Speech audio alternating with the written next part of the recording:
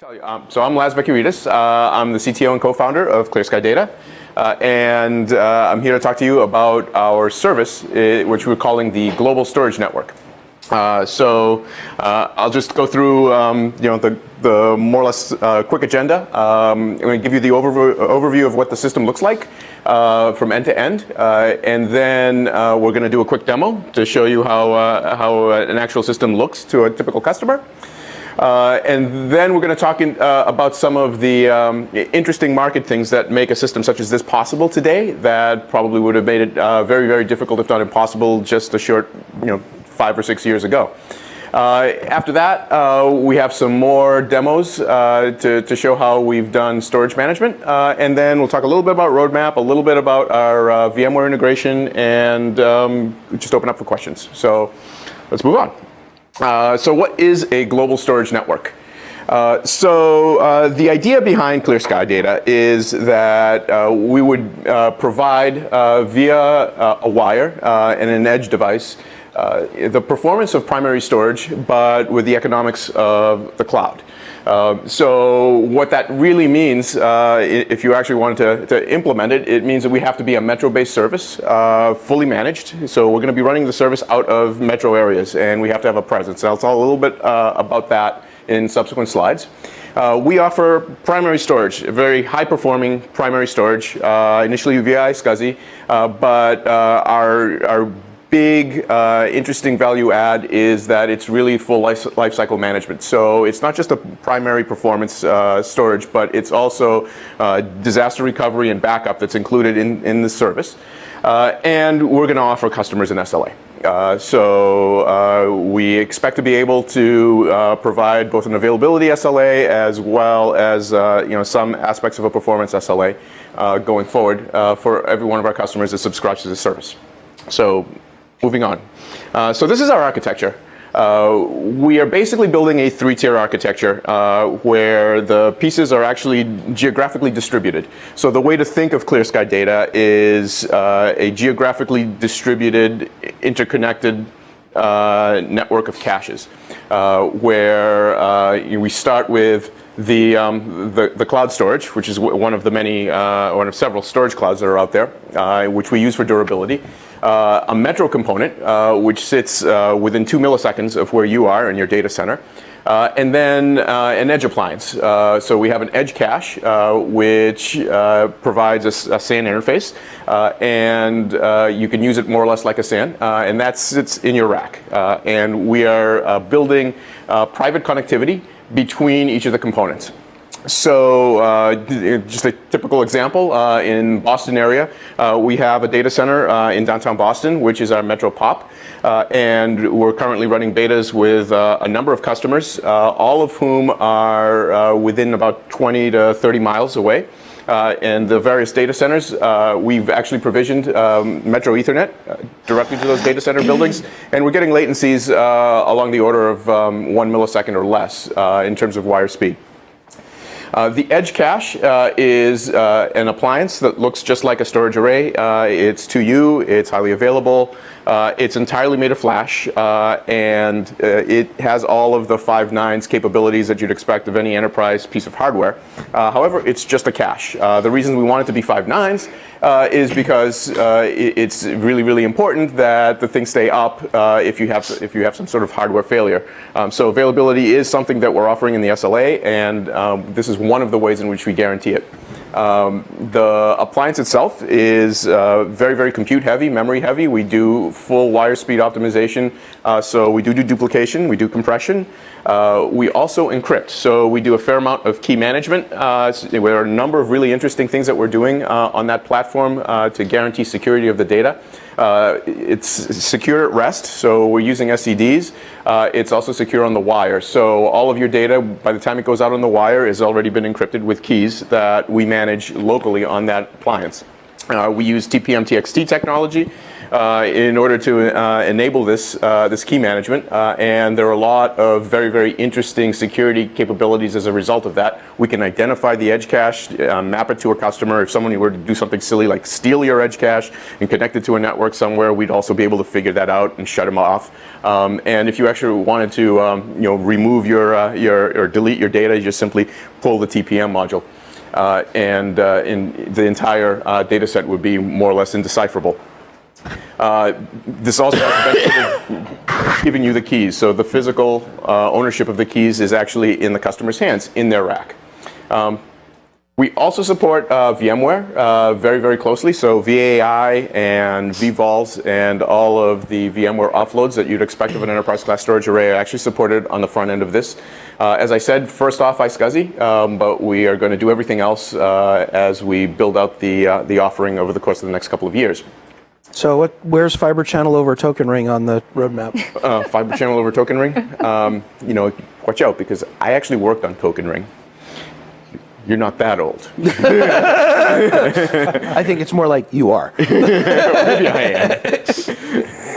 So one of the things, going backwards from there, one of the things that we do in order to maintain availability is we provide for production customers 2 diverse Metro Ethernet connections at 1 gigabit each.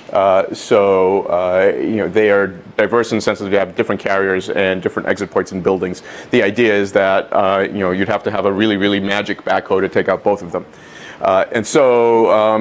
We sign up with 2 carriers. This is all done by us, by the way, so we project manage it, we deploy it. Customers don't ever get to see this. We have agreements with all of the major carriers at this point, and we're getting these links at a very, very nice prices. We include them with the cost of the service, so customer doesn't actually see a carrier bill with their service.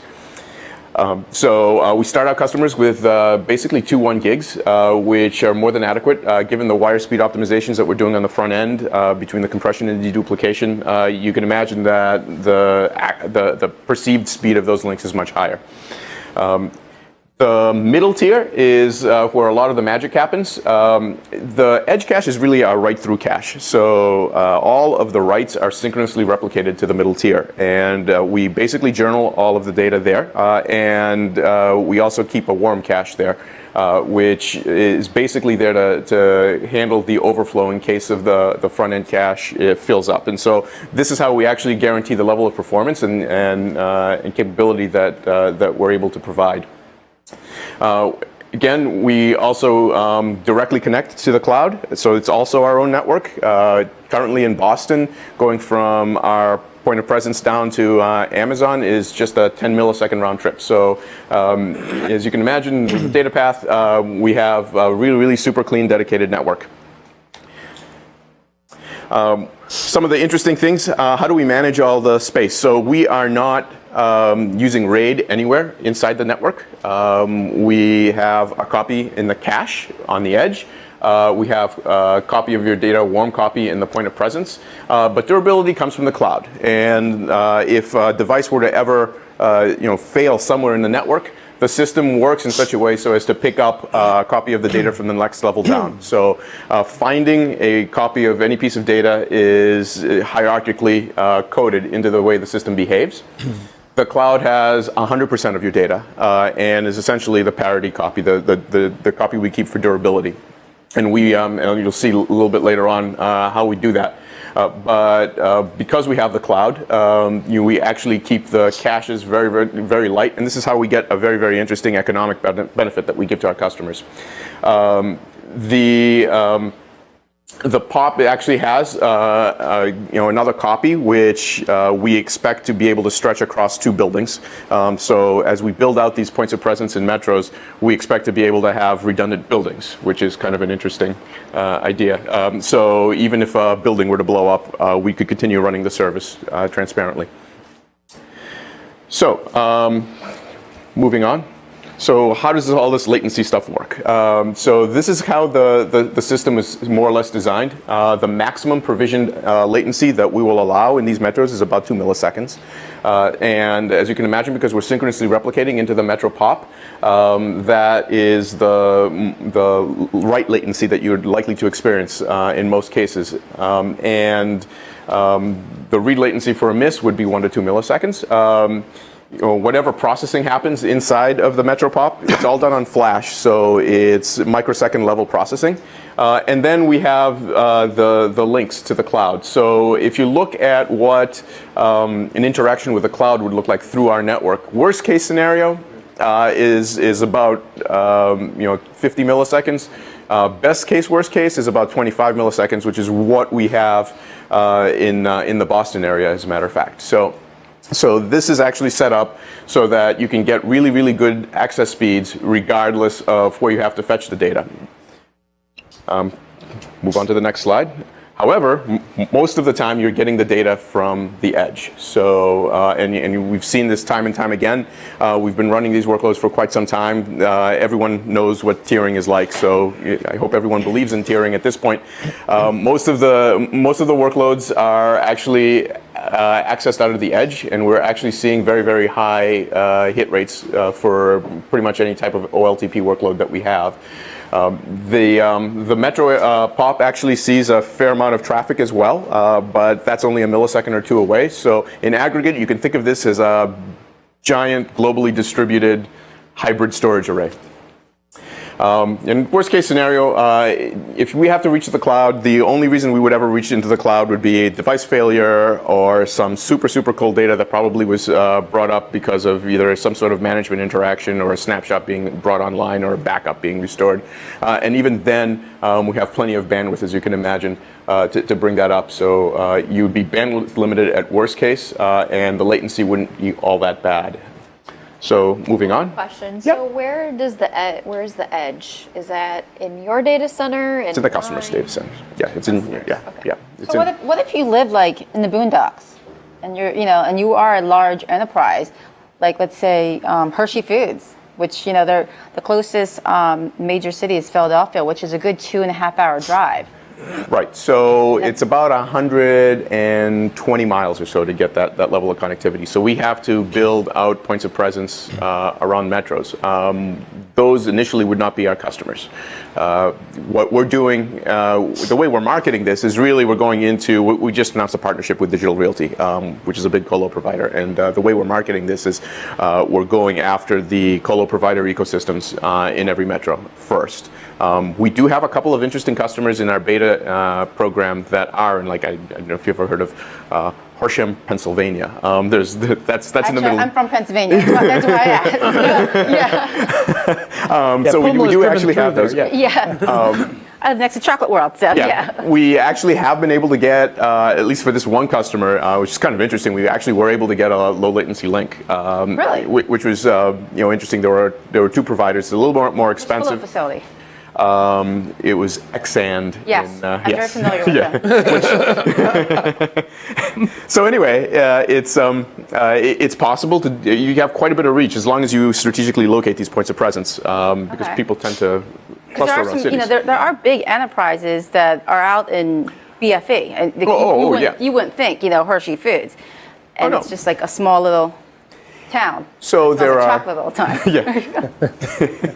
So they wouldn't be our customers first, but over time we expect to have, that there are also partner plays there. In fact, that one customer that I talked about is actually working with a MSP that is one of our announced customers. And so our MSP partner is now hosting the point of presence in a closer area, closer to them. And so there are ways to get around this, either through partnerships or through browbeating the telcos. But it does happen. Yeah, but 186,000 miles per second, it's not just a good idea, it's the law. Yeah, I can't go faster than that, no matter how hard I try. Or if I could, I wouldn't be doing this job. And Nobel Prize in Physics would be coming. That's not a lot of money, the Nobel Prize. How do customers' devices connect to the edge? It's a typical SAN connection. So our appliance is 4 10 gig Ethernets. There's CNAs, so we're going to be able to do FCOE as well. And then it's a standard appliance in terms of PCIe host bus adapters being available. So Do you anticipate the use case as primary production data? yeah, that's and as you'll see, we actually can do some very, very significant, intense workloads. So your product is global storage network. Are there plans to go global? Yes, of course. Otherwise, we wouldn't say that. Yeah. Have any global customers? Today, no, but we have numerous leads in Europe and in Asia right now. What we're finding, this is sort of an interesting aside, what we're finding is that as wired as we think we are, some of these, like in Asia, Japan in particular, they're super wired there. So this connectivity thing is actually even easier to implement. I mean, in Korea, the average cable modem's as fast as this. Yes. We think we'll be able to do this across much of the world. What about China, where they need to watch your internet connection for every single That presents a security problem.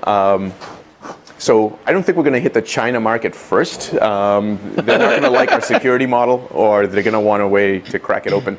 I have a slide on security, by the way, but that is probably not the first country. I think we're looking at Middle East? London. Middle East is actually super wired, honestly.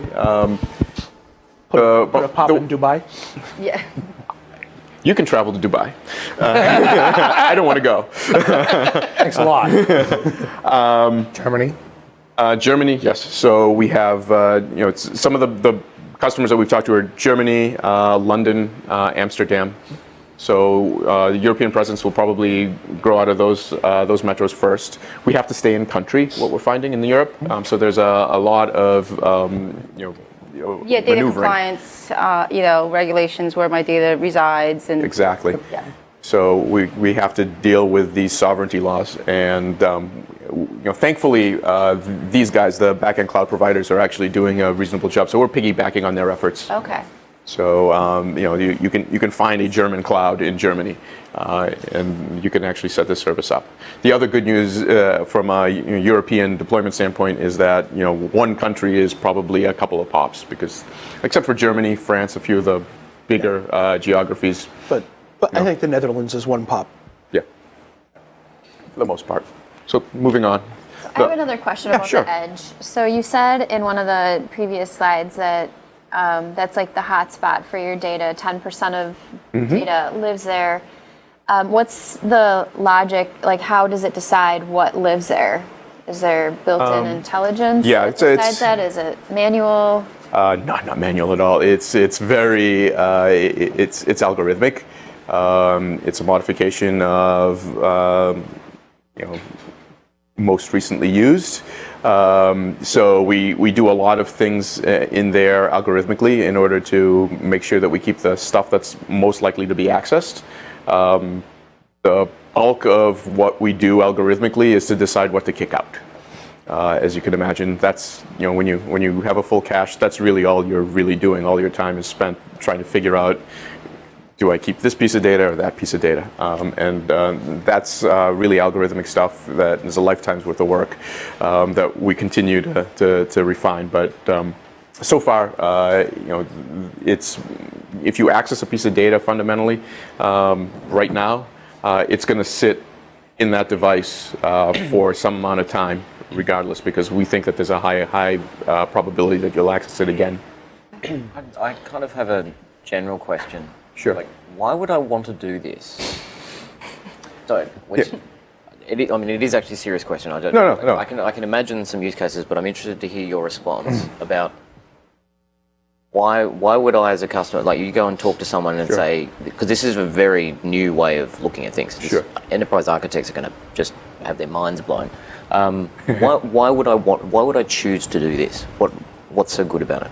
There are a couple of reasons. So first, the idea that you should continuously forklift upgrade storage infrastructure incessantly over 2 or 3 year periods, like most companies do these days, is very painful to a lot of the customers that we talk to. Our typical customer, so I should probably backtrack a little.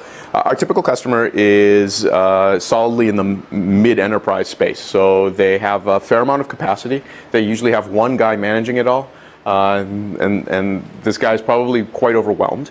And a lot of the infrastructure management, the constant refresh, the difficulties inherent in scaling out, and also the amount of spend, trying to build out all the tiers of storage, that's become sort of uncontrollable for a lot of these customers. And so what we're basically telling them is, hey, look, we have a way where we can figure out just the hottest data that you use every day. We can put it right next to your compute, and then we can manage the life cycle of everything else behind that, and you never have to touch hardware again. You never have to do these refresh cycles. And so we basically will provide you with a SAN interface and a SAN management console that you manage remotely, but this part of your life will go away forever. And we find that that's actually very, very compelling to these customers. There's another thread that we find, and that is today, and everyone knows about the cloud. The cloud is actually a very, very serious thing. There's a lot of movement in IT and CIO circles to try and make use of the cloud in some ways, and cloud economics. And so what we're finding also is that from a CIO, from an executive level perspective, this type of a system fills that requirement. They're basically turning their entire storage infrastructure into OpEx that they can basically acquire in a pay-as-you-go fashion, and essentially, arbitrage their future needs way out into the future, where they don't have to buy tomorrow's storage today.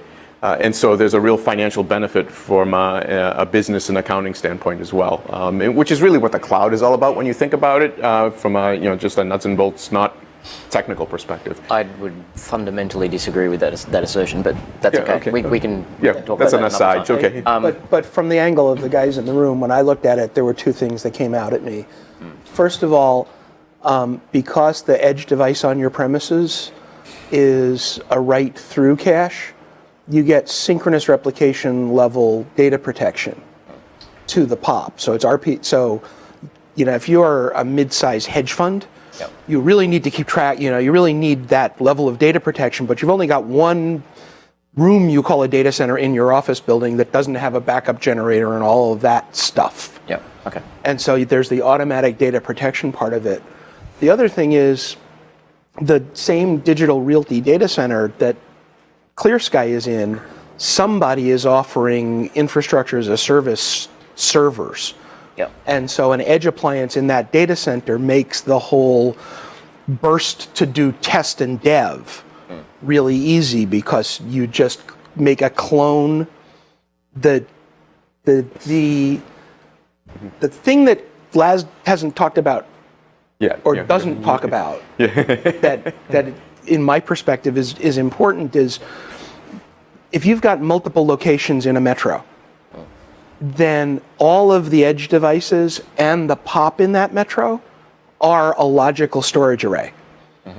And moving the access of a workload from one edge device to another just means rewarming the cache.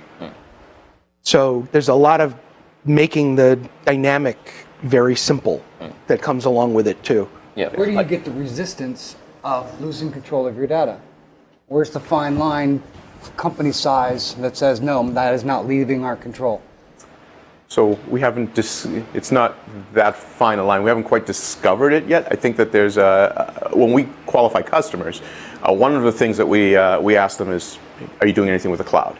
That's usually a telltale sign that they've at least let go fundamentally of that mentality. So there are companies that will never go to the cloud. So we're not going to go to some of the really, really enormous financial institutions. There's some governmental agencies that they're just not going to do it. So those are definitely not customers. If you look at the fat mid-range of the market and going up into large enterprise, most of those guys have a toe in the cloud, and they're not averse to something like this. Then there's regulatory requirements around that. So we've made a lot of headway in the last 6 months with regulatory stuff. So some of our beta customers are actually in healthcare, in financial services. So we've done reasonably well. But every company has its own CISO and the set of requirements that they like to push for service providers, and it's not a fine line, unfortunately, but it seems to be different for each company. But it's not an insurmountable problem, except for there's some of these extreme cases. We try and filter them out. Well, at the extreme, really large, they're much more capable of solving those problems themselves too. Right. I mean, they could build a cloud. If you've got 4 data centers, you can synchronously replicate between them. Yes. If you've only got 1 data center, you're screwed. That's for sure. So Howard actually alluded to some of the stuff here. I was actually going to talk about the write path, because the write path is very interesting for us. We are synchronous to the metro, and so the edge device writes through into the metro, and we journal on high endurance flash in that metro area, and we immediately acknowledge the write. And so because it's high endurance flash and the write operation from a processing standpoint is very, very light and short, you're effectively limited by the latency of the wire, which is sub-millisecond, and for most of our customers, at least in the metros that we're up, at least right now. And then what we do in the background is we destage that to both the warm cache and also the cloud. And what we're doing is a periodic push. So you basically have RPO 0 in the center, in the metro. And then every 10 minutes or so, or it's actually a sliding window. It really depends on how much data we actually have. We dump a consistent point in time into the cloud and into the cache. So what that means is that you have point in time in the cloud, and then you have RPO 0 off of the metro. This is how our disaster recovery infrastructure works. If you were to lose the whole metro, I could see that happening in some scenarios, you could still bring up everything in the cloud with a virtual stack that looks just like what we have physically in the metro, against the point in time, of course. And if you were to lose an edge cache, you can have, as Howard mentioned, another warm edge cache somewhere else. You can immediately fail over at RPO 0. We also are going to be, looking at some of the metro clustering capabilities that are out there. So it's possible to do a transparent failover as well, since effectively synchronous replication solves that problem for us by, bringing it into the service.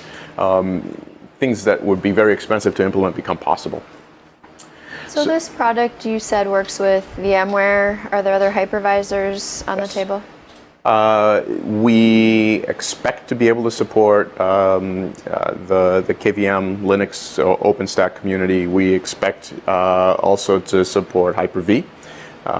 We picked, for obvious reasons, we're a startup. We picked VMware because of the market share. But we should be able to support all of them. We can support them today. We just don't have management plugins and the depth of integration that we have with VMware. Okay. What about the cloud-based offerings in some of those spaces? Is there any value to storage, connecting this type of storage to that, or would you just stick with leveraging their storage in that case? If your compute's in here, you mean? Or yeah, can you leverage the cloud data if you're using like the VMware cloud-based? So that is a discussion with VMware, but that is actually possible. All of these things are possible. There's no reason why it has to be your compute or any other service provider's compute. It could be VMware's. It could be Amazon's compute if you actually want to bring up the stack inside of EC2. Okay. So, Azure? Azure as well. Don't want to ignore them. them. VMware integrations. What sort of integrations? So we've supported vVols first out, so we're going to get that cert soon. We're fully VAI compliant, so we have all of the extended SCSI functionality. We have a vSphere management plugin, so pretty much any of the management console functions that you would ordinarily get through our website, you can get through the vSphere plugin. And we also have VM consistent snapshotting capability, so we can do per VM per VMFS data store, LUN snapshotting and cloning, where we actually quiesce all of the VMs. So it's all in the first release. Okay. So how about the data that's stored in the cloud? In what format is that stored? Is that proprietary to your solution? Yes. That data is, well, so first of all, it's encrypted with keys that are physically located on that edge, which, and so by necessity, it's indecipherable to a normal human being. And the second thing is that we have to pack it, and we're very strategic in the way we do it. There's some IP there that I'm probably not going to talk about out in the open, but how you pack it, suffice it to say, will affect your performance. But it's sitting in objects in a VPC in Amazon, so it's our VPC. That's the other thing that's important. So you can't really access it from external. And if something happens to the edge and you lose your keys? Well, you better not lose your keys.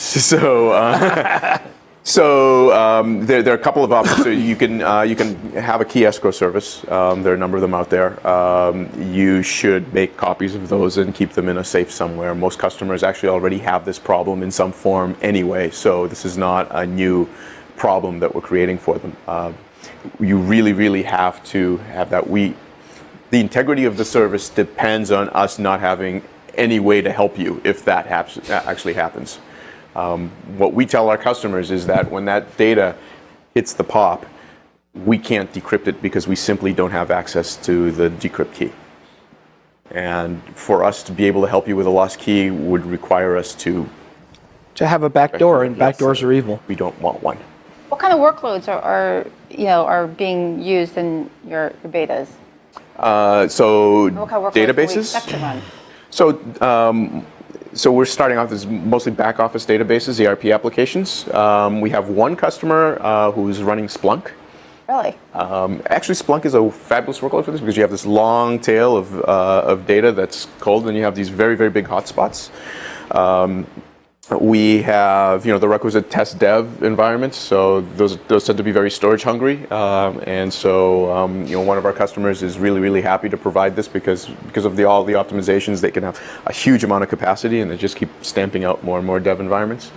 So in general, log style applications tend to be very good for us because the footprint required makes conventional solutions sort of impractical. Obviously, we have a huge scalability option by being backed by the cloud. And so there are a number of very intense workloads that we're able to service. Okay. So all the data is not on the edge device. It's just a cache. It's just a cache. Yeah. So how do you handle migrations onto this platform? Well, so in our initial customers, basically because we integrate with VMware, it's a vMotion. So it's VMs, and they just. And it's a trickle migration, right? Yes. It's not a full-blown migration at once. No, you don't have to. Some of our customers have actually done a full blast, copy everything, sequential, write into the system. So you can do that. We don't provide the tools, but obviously there are ways you can go ahead. How about performance in those kinds of scenarios? A full blast ingest? Yeah. So we are capable of filling up the two pipes. So then it's a delta of how dedupable and how compressible things are, right? So, two 1 gig Ethernets at 250 meg a second total, and with some multiplier for compression and dedupe is. But it's going to confuse your cache hit rate. Yes. In the first couple of days. Yes, it will confuse it. It will not confuse a full cache because there are algorithms that we apply to actually sniff that out. So a sequential load won't confuse it. An initial load might because there's no history, so it's hard to tell. But because of all the bandwidth that we have, we can fix that fairly quickly. And the cache size is actually pretty large. So we're talking about 8 terabytes of front-end cache in flash. And it's in the edge. Yeah, it's in the edge. Okay. You forgot the scale-out part. Oh yes, we do that too. Howard's right. So the Edge is actually it's a 24. Client. The Edge is actually a 24-slot chassis. We could just keep adding flash devices to it, up to 24. We're using 1 terabyte SSDs. We also can scale it up to 4 Edge devices. So 96 total devices. It's a fair amount of cache. And when you do that scale out, you're also getting additional bandwidth in the back end. I'm looking at your website here, and one of your customers you have stated uses it for Exchange and SQL. Yes. Why? I guess I'm an Exchange administrator by heart, Yeah. and technically I would use an Exchange DAG. I'm just trying to figure out how I would use this in this scenario. Same thing with SQL. I would use an availability group rather than having this centralized type of storage, because you're going to get, you want your application to do that high availability. It's preferred. You're going to get better performance, and just managing the application better. So using this for my storage, that's just going to add complexity. Well, and the support statement from Microsoft as well, too. I mean, how do you? Well, yeah. At So support I've dealt with the Microsoft question for a long time. So Microsoft has tried to extinguish SANs, and yet people still use them. Microsoft's official support statement is the way Microsoft can get the largest percentage of the total spend on the Exchange server. Yes. It's not really based on, well, that won't work. It's based on, let us do that. Yes. So you pay us instead of somebody else. Honestly, from an Exchange DAG standpoint, you want Exchange to run that way. Honestly, I manage it. It runs a lot better if you have DAG running. Just use the high availability within the application rather than using storage. Right, and then the question is, how do you disaster recover it? Do High you have availability with an Exchange. You create a DAG. So you create a stretch cluster. Yeah. You create a stretch cluster. So then you have to That purchase assumes you've got 2 data centers. Now you have 2 data centers. And now you've bought the data twice. And you have durability for the data too. So you buy 2 copies on each data center, right? At least, right? Because you're running RAID. So the economics now suddenly. Technically, you can do JBOD. Well, yeah, but you're still going to do you're going to do some durability, right? I mean, a lot of the economics of this service are the fact that this is a cache, and so all the stuff that's close to you is just 1 copy. We actually manage it over here. The other thing too is you're going to back it up, and so you also have a whole bunch of management stuff. You don't have to back up Exchange. Yeah, but you're getting to the size of the company and how much of what they're doing that's involved. You don't have to. I mean, I work for a large enterprise. I don't back up Exchange. I buy multiple copies, but I don't back up. Well, a lot of companies don't back up Exchange anymore, but that's what the DAG is for, the high availability. Same thing with SQL. You have the high availability with multiple copies. I think when I said back up, I should probably qualify that statement. Do you keep old emails? And how long do you keep them? Depends. Yes. And it really depends. Some organizations keep everything. Some have a 10-year retention. Some have a 7. Okay. Yeah. So The first word was the keyword, large environments. They're marketing more to mid-size range that this is I worked for a actually mid-sized enterprise, and we didn't back up email. well, Can't argue that. I don't know. I mean, But I'm just I can't saying argue. I mean, yes, I'm you do. just looking from an application layer. I mean, So the customer, I think if it's the customer, I think you're referring to, they have a regulatory requirement, and they have a retention that requires them to keep the stuff around for a long time, and so having to have a whole bunch of JBODs protected. In fact, there was one of the customers that's on the website actually has a really interesting problem where they have basically half a petabyte of data that they must keep protected in 2 locations for regulatory reasons. They can never lose a byte.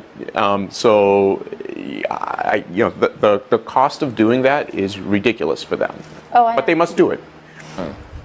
And I think this is fantastic because it's going to cost them a quarter of the overall OPEX spend. Well, that's sort of a question for me. Sorry, Teresa. Go ahead. On Snapshot is not a backup. I understand that, yes. Yeah, so that's. Do you have a distinction between a copy for resiliency in case accident or misadventure takes out the primary, so I can access the secondary for what it was? And I've just gone delete all, bing, and now all of my copies simultaneously synchronously replicate, and all of them are gone all at once. That's why you have backup. Do you have the distinction in your service between those 2 scenarios? see if I can understand it and repeat it back So to you. I mean, one is the primary copy is destroyed for some reason, and I just want whatever it is over there now. So I can access either of them for what it is. The other one is that an administrator or someone has deleted things by mistake or changed it, or it becomes corrupt because of things. The data itself is protected, but both copies are bad now. So I want the one that I had yesterday, which is still good, or the one 4 seconds ago, or whatever. So I think we cover both of those. I'll tell you the scenario. Most people, when they talk about backup, they talk about backup catalogs, which we don't actually do. Which if I want a file from 30 days ago that's of a particular version, and that we don't do today. But I think we cover both of those scenarios, if I understood your question properly. Right. So I'd be interested to find it. If you don't have the catalog, then you don't, because I can't find the data I need to restore. But that's a different. We can talk another time. Okay, sure. Find out and drill into that a bit more detail. Okay. Okay, so you can go on. So actually, No, yeah. yeah, let's. What do you just have Yeah, for a that's- short? Yeah, okay. So we are going to show it. Actually, I do have a question. So, could a use case for this be more of like, well, you mentioned high availability. You can't use it for disaster recovery quite yet, because you can't do like across different data centers. Is that? Oh, no, am I we can't. interpreting that correctly? No, okay. no, we are doing that. In fact, we're going to Okay. demo that. Okay, because I was trying to think too, like back to Pumala's example of the Exchange DAG. So you'll have multiple spinning copies of your database. Maybe could you put your third spinning copy in the cloud as a storage option? What are your customers doing there if you have Exchange use cases, which it sounds like on your website? Yeah, so they're just running Exchange with us as primary storage. So those are the use cases that we've seen. As primary? Yes. Okay. Wow. And that's fundamentally one of our customers is a service provider that's actually running a substantial number of Exchange servers. Okay. On the storage right now. So. Okay.